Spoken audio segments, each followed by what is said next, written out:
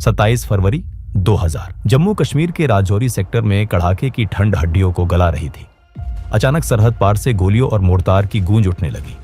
Ashok listening post, जो कि रणनीतिक रूप से बेहद अहम थी, वहां हमारी 17 मराठा लाइट इन्फेंट्री के वीर जवान मुस्तैदी से तैनात थे। पाकिस्तान की तरफ से लगातार बिना रुके हैवी मोर्टार शेलिंग हो रही थी। हमारी ये पोस्ट कुछ इस तरह लोकेटेड थी कि ये 3 तरफ से दुश्मन की पाकिस्तानी पोस्ट से घिरी हुई थी। फायरिंग रुकनी नहीं चाहिए, अपनी पोजीशन होल्ड करो और कवर दो, दुश्मन को 1 इंच भी आगे मत बढ़ने देना। हमारे जवान अपनी जान की परवाह किए बिना मुस्तैदी से दुश्मनों को मुंह तोड़ जवाब दे रहे थे। लेकिन शेलिंग की इस भारी आड़ में पाकिस्तान एक बहुत ही नापाक, घिनौनी और कायरतापूर्ण साजिश रच रहा था। अंधेरे और मोर्टार की गूंज का फायदा उठाकर पाकिस्तान ने अपने 25 वेल ट्रेंड खूंखार आतंकवादियों को अपनी सेना की elite special service group SSG की वर्दी पहनाकर LOC के पार भेज दिया था। बंकरों के करीब पहुंचते ही इन दरिंदों ने ताबड़तोड़ फायरिंग शुरू कर दी। सबसे आगे पहली कतार में ड्यूटी पर तैनात थे 17 मराठा लाइट इन्फेंट्री के जाबाज सिपाही भाऊ साहेब मारुति तालेकर। उन्होंने निडर होकर एक सच्चे भारतीय सैनिक की तरह सीना तान कर डटकर मुकाबला की। लेकिन दुश्मनों की तादाद बहुत ज्यादा थी और वो अंधेरे का फायदा उठाकर बिल्कुल करीब आ चुके थे। इन 25 आतंकियों की इस खूनी टोली को लीड कर रहा था एक ऐसा शैतान जिसका नाम आगे चलकर पूरी दुनिया, खासकर अमेरिका और भारत की नींद उड़ाने वाला था। इलियास कश्मीरी। धुरंधर मूवी में जो मेजर इकबाल का कैरेक्टर है वो इसी आतंकी पर आधारित है। कश्मीरी ने उस रात जो दरिंदगी दिखाई, उसने इंसानियत और युद्ध के सारे नियमों की धज्जियां उड़ा दी। उसने वीर सिपाही तालेकर पर पीछे से वार किया, उनका गला रेता और उनका सिर धड़ से अलग कर दिया। हमारे 7 जवान वीरगति को प्राप्त हुए। तालेकर के सिर को एक ट्रॉफी की तरह लेकर इलियास कश्मीरी और उसके आतंकी रात के अंधेरे में POK वापस लौट गए। लेकिन सबसे शर्मनाक और रोंगटे खड़े कर देने वाला मंजर तो तब सामने आया जब इलियास कश्मीरी ये सिर लेकर सीधे पाकिस्तानी सेना के जनरल परवेज मुशर्रफ के पास पहुंचा। तुमने आज मुल्क का सीना चौड़ा कर दिया है इलियास। ये तोहफा पाकिस्तानी आवाम हमेशा याद रखेगी। यहीं से जन्म हुआ दुनिया के उस खूंखार आतंकी का जिसे आगे चलकर ओसामा बिन लादेन के बाद the most dangerous man on earth कहा जाने लगा। मोहम्मद इलियास कश्मीरी का जन्म 10 फरवरी 1964 को पाकिस्तान ऑक्यूपाइड कश्मीर की घाटी के भिंबर जिले में हुआ था। शुरुआत में उसने इस्लामाबाद की अल्लामा इकबाल ओपन यूनिवर्सिटी से कम्युनिकेशंस की पढ़ाई शुरू की थी। कॉलेज के दिनों से ही वो कट्टरपंथी जिहादियों के संपर्क में आने लगा। धीरे धीरे उसका ब्रेन वॉश हुआ और पढ़ाई बीच में ही छोड़कर वो कराची के जामिया उलूम उल इस्लामिया मदरसे में जा पहुंचा। 1980 के दशक में ये मदरसा कोई आम शिक्षण संस्थान नहीं था। ये इस्लामी आतंकियों और मुजाहिदीनों को पैदा करने वाली सबसे बड़ी फैक्ट्री बन चुका था। यहीं से कश्मीरी की मुलाकात पाकिस्तान की खुफिया एजेंसी ISI और सेना के जनरलों से हुई। उसकी जिहाद के प्रति उसके अंधे जुनून को देखकर पाकिस्तानी सेना ने उसे अपनी एलीट कमांडो फोर्स SSG का हिस्सा बना लिया। 1980 के दशक में सोवियत यूनियन की रेड आर्मी अफगानिस्तान पर कब्जा जमा चुकी थी। इस युद्ध में अमेरिका ने एंट्री मारी। ओसामा बिन लादेन जैसे अरबपतियों ने करोड़ों रुपए जिहाद के नाम पर झोंक दिए। अमेरिका की CIA, पाकिस्तान की ISI और ओसामा, ये तीनों एक ही टेबल पर बैठकर अफगान मुजाहिदीनों को तैयार कर रहे थे। ISI ने अपने इस नए और सबसे होनहार प्यादे इलियास कश्मीरी को नॉर्थ वजीरिस्तान के मीरान शाह भेजा। उसका काम था अफगान मुजाहिदीनों को बारूदी सुरंगें बिछाने की हाई लेवल ट्रेनिंग देना। लेकिन एक दिन दांव उसी पर उल्टा पड़ गया। अफगानिस्तान के रूखे पहाड़ों में एक खूनी मुठभेड़ के दौरान हुए एक भयानक धमाके में कश्मीरी बुरी तरह घायल हो गया।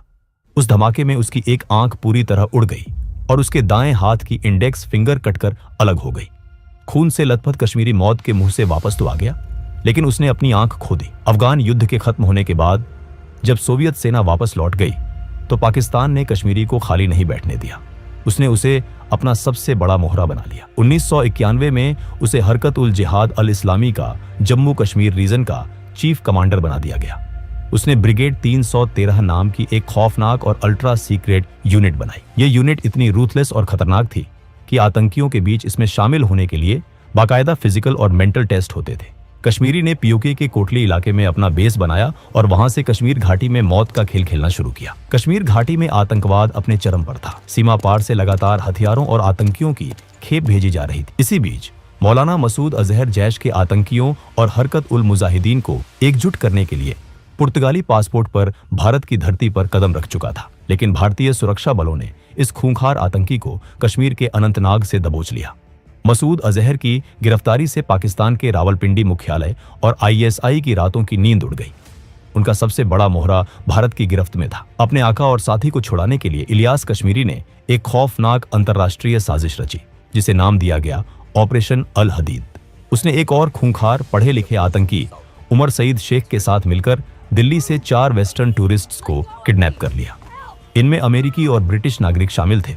उनका प्लान बिल्कुल साफ था। इन विदेशियों की जान के बदले भारत सरकार पर अंतर्राष्ट्रीय दबाव बनाया जाएगा और मसूद अजहर को छोड़ने के लिए मजबूर किया जाएगा। विदेशियों को अगवा करके उत्तर प्रदेश के सहारनपुर के एक घनी आबादी वाले इलाके में एक सेफ हाउस में बंधक बनाकर रखा गया। लेकिन कश्मीरी अपने गुरूर में ये भूल गया था कि उसने भारत नाम के शेर के मुंह में हाथ डाल दिया है। यूपी एसटीएफ और दिल्ली पुलिस की स्पेशल सेल ने दिन रात एक करके इंटेलिजेंस जुटाई।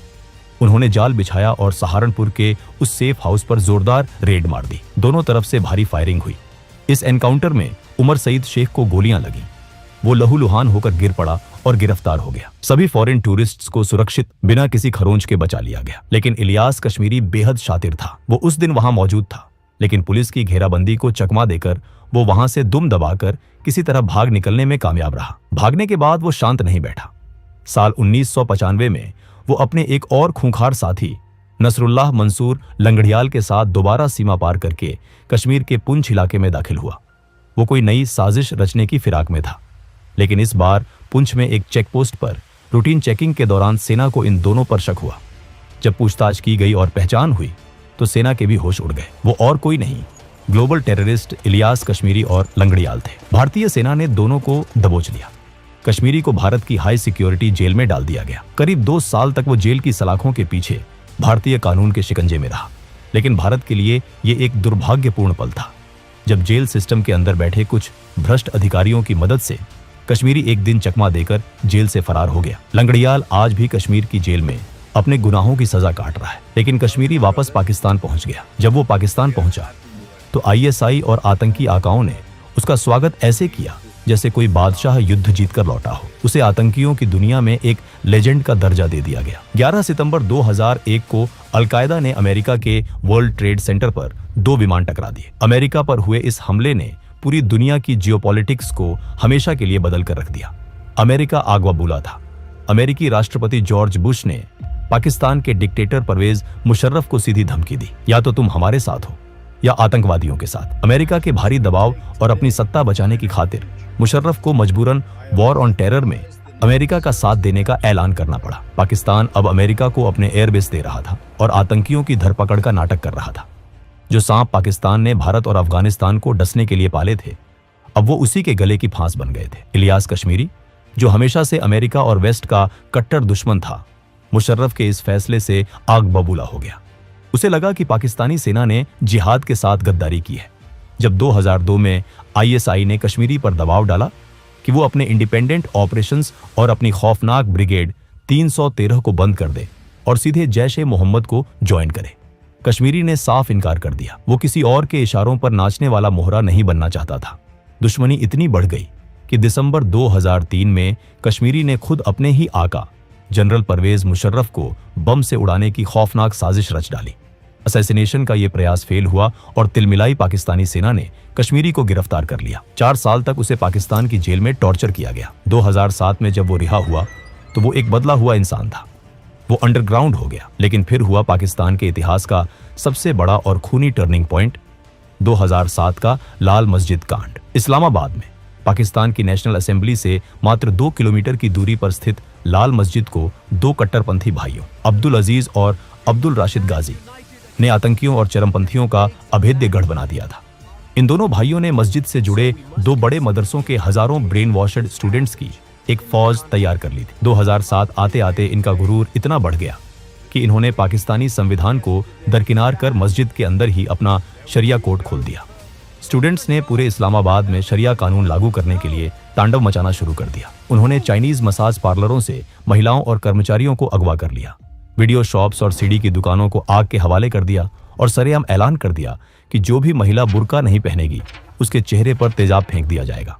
चीन, जो पाकिस्तान का सबसे बड़ा सदाबहार दोस्त था, इस घटना से भड़क गया। चीनी राष्ट्रपति ने पाकिस्तान पर भारी डिप्लोमेटिक दबाव डाला कि उनके नागरिकों को तुरंत छुड़ाया जाए। मजबूरन पाकिस्तानी सेना को अपनी ही राजधानी में अपनी ही मस्जिद पर ऑपरेशन साइलेंस लॉन्च करना पड़ा। 4 जुलाई 2007 को सेना ने मस्जिद को घेर लिया। 10 जुलाई को एसएसजी कमांडोज ने मस्जिद पर धावा बोला। अब्दुल अजीज बुर्का पहनकर औरतों की आड़ में भागते हुए पकड़ा गया, जबकि दूसरा भाई अब्दुल राशिद गाजी सेना की गोलियों से मस्जिद के अंदर ही मारा गया। इस भयानक सैन्य ऑपरेशन में 100 से ज्यादा लोग मारे गए।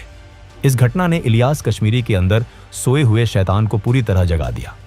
उसने एक ऐसा कदम उठाया जिसकी उम्मीद आईएसआई ने कभी नहीं की थी। उसने खुलेआम पाकिस्तानी सत्ता के खिलाफ ही जिहाद का ऐलान कर दिया। कश्मीरी अब आईएसआई का मोहरा नहीं था, वो ओसामा बिन लादेन के संपर्क में आ चुका था और अब वो अलकायदा का ग्लोबल कमांडर बन चुका था। अलकायदा से जुड़ने के बाद कश्मीरी की ताकत कई गुना बढ़ गई। उसकी ब्रिगेड 313 में अब सिर्फ हुजी के आतंकी नहीं थे। लाल मस्जिद कांड के बाद पाकिस्तानी सेना से बगावत करने वाले लश्कर-ए-तैयबा, लश्कर-ए-झांगवी और जैश-ए-मोहम्मद के कट्टर आतंकी भी इसमें शामिल हो गए। यहां तक कि पाकिस्तानी सेना और वायुसेना के कई पूर्व अधिकारी भी कश्मीरी के संगठन में भर्ती हो गए। उसने सबसे पहले पाकिस्तान को लहूलुहान किया।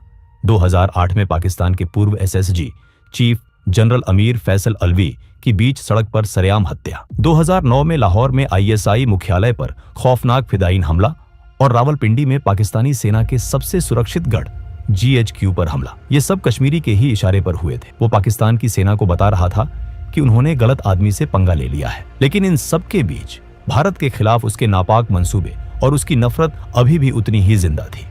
और फिर आया 26 नवंबर 2008 का वो मनहूस दिन। डेविड कोलमैन हेडली, वो पाकिस्तानी अमेरिकी आतंकी जिसने कई बार मुंबई आकर शहर के चप्पे चप्पे की रेकी की थी। ताज होटल से लेकर नरीमन हाउस तक के नक्शे बनाए थे। वो सिर्फ लश्कर का मोहरा नहीं था। दरअसल डेविड हेडली का सबसे बड़ा और असली हैंडलर इलियास कश्मीरी ही था। हेडली कश्मीरी से वजीरिस्तान के कैंपों में मिलता था और उसी की रणनीतियों पर काम करता था। 26/11 के बाद जब हेडली अमेरिका में FBI के हत्थे चढ़ा तो उसने जांचकर्ताओं को एक चौंकाने वाली बात बताई। अमेरिकी एजेंसियों ने जब उसे 26/11 के दौरान आतंकियों और उनके आकाओं के बीच हुई बातचीत के वॉयस टेप सुनाए तो हेडली ने तुरंत एक आवाज पहचान ली। उसने बताया कि कराची के उस कंट्रोल रूम में बैठकर जो शख्स फोन पर लश्कर के आतंकियों को निर्देश दे रहा था, जो उन्हें लोगों को गोलियों से भूनने के लिए उकसा रहा था, वो कोई और नहीं बल्कि इलियास कश्मीरी था। कश्मीरी की दरिंदगी सिर्फ यही नहीं रुकी। फरवरी 2010 में पुणे की जर्मन बेकरी में हुए भयानक बम ब्लास्ट के पीछे सीधे तौर पर इंडियन मुजाहिदीन यासीन और रियाज भटकल का नाम आया था। लेकिन खुफिया रिपोर्टों से साफ हुआ कि भटकल बंधुओं का भी असली आखिर जो उन्हें सीमा पार से गाइड कर रहा था वो इलियास कश्मीरी ही था। 2009 में कश्मीरी ने यूरोप को दहलाने की साजिश रची। डेनमार्क के अखबार जाइलैंड्स पोस्टन ने पैगंबर मोहम्मद के कुछ विवादित कार्टून छापे थे। कश्मीरी ने इस अखबार के दफ्तर को खून से नहलाने का फैसला किया। उसने हेडली और उसके कनाडाई पाकिस्तानी दोस्त तहव्वुर राणा के साथ मिलकर एक ऑपरेशन तैयार किया जिसे आतंकियों ने कोड नेम दिया मिकी माउस प्रोजेक्ट। कश्मीरी ने वजीरिस्तान के एक टेंट में उसने हेडली को कहा, 4 लोग अंदर जाएंगे, उनके हाथों में ऑटोमेटिक असॉल्ट राइफलें होंगी।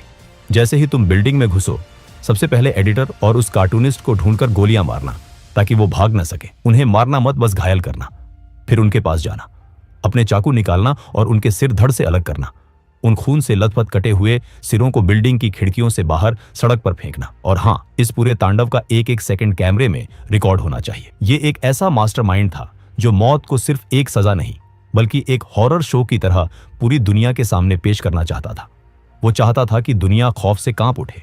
गनीमत ये रही कि अमेरिकी FBI और यूरोपीय खुफिया एजेंसियों ने इस साजिश की भनक लगते ही जाल बिछा दिया और हमले से ठीक पहले हेडली और राणा को गिरफ्तार कर लिया गया, जिससे यूरोप एक बहुत बड़े खून खराबे से बच गया। दिसंबर 2009 अफगानिस्तान में CIA के सबसे गुप्त बेस कैंप चैपमैन पर एक खौफनाक सुसाइड बॉम्बिंग हुई। इस हमले में जॉर्डन के एक डबल एजेंट ने खुद को उड़ा लिया, जिसमें CIA के 7 शीर्ष अधिकारी मारे गए। इस हमले ने अमेरिका की इंटेलिजेंस कम्युनिटी की कमर तोड़ दी। जांच में पता चला कि इस दुस्साहसिक हमले का मास्टरमाइंड और प्लानर भी इलियास कश्मीरी था। अब कश्मीरी ने अमेरिका की दुखती रग पर हाथ रख दिया था। अमेरिका की नजरों में वो ओसामा बिन लादेन के बराबर का बल्कि उससे भी ज्यादा एक्टिव और खतरनाक आतंकी बन चुका था। अगस्त 2010 में अमेरिकी स्टेट डिपार्टमेंट ने उसे ग्लोबल टेररिस्ट घोषित कर दिया और उसके सिर पर $5 मिलियन का भारी भरकम इनाम रख दिया। खुद पाकिस्तान की इंटीरियर मिनिस्ट्री ने अपनी मोस्ट वांटेड आतंकियों की लिस्ट में उसे नंबर 4 पर रखा था। जिहादी सर्कल्स में उसे खुलेआम अलकायदा का अगला ओसामा कहा जाने लगा था। 2 मई 2011, ऑपरेशन नेपट्यून स्पीयर। रात के अंधेरे में अमेरिकी नेवी सील्स के साइलेंट ब्लैक हॉक हेलीकॉप्टर्स ने पाकिस्तान के एबटाबाद में घुसपैठ की। वहां एक सफेद रंग के कंपाउंड में दुनिया के सबसे बड़े आतंकी ओसामा बिन लादेन को उसके बेडरूम में मौत के घाट उतार दिया गया। पाकिस्तान, जो सालों से सीना ठोककर ओसामा के वहां होने से इनकार कर रहा था, पूरी दुनिया के सामने निर्वस्त्र हो चुका था। अमेरिका का गुस्सा 7वें आसमान पर था। लादेन के खात्मे के तुरंत बाद CIA प्रमुख ने ISI के सामने 5 हाई वैल्यू टारगेट्स की एक लिस्ट फेंकी और साफ शब्दों में चेतावनी दी कि अगर पाकिस्तान ने इन्हें पकड़ने में मदद नहीं की तो अमेरिका पाकिस्तान के अंदर और सर्जिकल स्ट्राइक करेगा। इस लिस्ट में सबसे पहला नाम था इलियास कश्मीरी। अमेरिका ओसामा के बाद अलकायदा की कमान संभालने वाले इस सबसे क्रूर शैतान को एक दिन भी जिंदा नहीं छोड़ना चाहता था। जून 2011 के शुरुआती दिन पाकिस्तानी सेना के जमीनी हमले के डर से और ड्रोन हमलों से बचने के लिए कश्मीरी खैबर पख्तूनख्वा से भागकर साउथ वजीरिस्तान के वाना इलाके की तरफ आ रहा था। वो भेस बदल रहा था, लगातार अपनी लोकेशन बदल रहा था, लेकिन वो नहीं जानता था कि CIA की इलेक्ट्रॉनिक सर्विलांस और अंतरिक्ष में मौजूद सैटेलाइट्स उसकी परछाई की तरह उसके पीछे लगे थे। अमेरिका की धमकी के बाद ISI के ग्राउंड इन्फॉर्मर्स ने भी अपनी जान बचाने के लिए कश्मीरी की पल पल की मूवमेंट की खबर CIA को देनी शुरू कर दी थी। 3 जून 2011, ओसामा बिन लादेन के खात्मे के ठीक 1 महीने और 1 दिन बाद की वो रात, साउथ वजीरिस्तान के ग्वाख्वा रीजन के लामन गांव में सेब का एक बहुत बड़ा बगीचा था। इसी शांत और वीरान बगीचे के बीच बने एक ईंट और मिट्टी के सेफ हाउस में इलियास कश्मीरी अपने 8 अन्य खूंखार आतंकियों के साथ छिपा बैठा था। वो चाय पी रहे थे और आगे के हमलों की रणनीति बना रहे थे। रात के करीब 11:15 बज चुके थे। आसमान में बिल्कुल सन्नाटा था, लेकिन उस सन्नाटे के ऊपर बादलों के बीच मौत बिना किसी आवाज के मंडरा रही थी। अमेरिका के खतरनाक प्रीडेटर ड्रोन्स। CIA के वर्जीनिया स्थित कंट्रोल रूम में बैठे ऑपरेटर की स्क्रीन पर कश्मीरी के सेफ हाउस का थर्मल विजन साफ दिख रहा था। ऑपरेटर ने एक बटन दबाया। कुछ ही सेकंड्स के अंतराल में ड्रोन से 4 हेल फायर मिसाइलें दागी गईं। सेब का वो पूरा बगीचा और वो मजबूत कंपाउंड आग के गोलों और धुएं के गुबार में तब्दील हो गया। उस भयानक विस्फोट ने पूरी इमारत को धूल और मलबे के ढेर में बदल दिया। दुनिया की महाशक्तियों को अपने इशारों पर डराने वाला, भारत के जवानों का सिर काटने वाला इलियास कश्मीरी अपने 8 गुर्गों के साथ उस मलबे में चीथड़ों में बदल चुका था। क्योंकि वो इलाका पूरी तरह से तालिबान के नियंत्रण में था, इसलिए उसकी लाश कभी रिकवर नहीं की जा सकी और ना ही कोई फोटो सामने आई। लेकिन कुछ ही घंटों बाद हुजी के स्पोक्सपर्सन अब्बू हंजला और बाद में अलकायदा ने भारी मन से यह आधिकारिक बयान जारी कर कबूल कर लिया कि उनका चीफ कमांडर मौलाना इलियास कश्मीरी एक अमेरिकी ड्रोन स्ट्राइक में मारा गया है। दोस्तों, ये थी इलियास कश्मीरी की कहानी। धुरंधर मूवी में जो मेजर इकबाल का कैरेक्टर है वो इसी आतंकी पर आधारित है। अगर आपको ये वीडियो पसंद आई हो तो इस वीडियो को लाइक जरूर करें और कमेंट बॉक्स में हमें जरूर बताएं कि आप अगली कहानी किस खुफिया मिशन, किस अंडरकवर ऑपरेशन या जियोपॉलिटिकल मुद्दे पर देखना चाहते हैं। हम जल्द लौटेंगे एक और अनकही, अनसुनी और दमदार कहानी के साथ। तब तक के लिए जय हिंद, जय भारत।